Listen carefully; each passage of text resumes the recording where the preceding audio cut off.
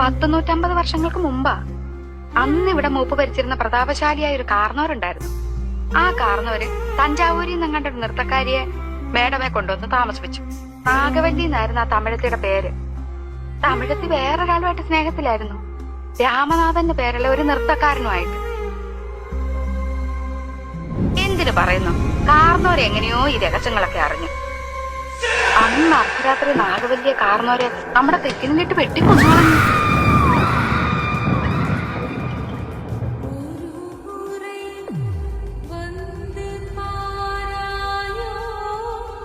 എട്ടാം ദിവസം ദുർഗാഷ്ടമി രാത്രിയില് നാഗവല്ലിയുടെ പ്രേതാത്മാവ് ഒരു രക്തയക്ഷിയായിട്ട് മാറി കാർന്നവരെ കുട്ടി കൊലപ്പെടുത്താൻ വേണ്ടി അരക്കകത്ത് വരെ കയറി ചെന്നാ പറയുന്നേ.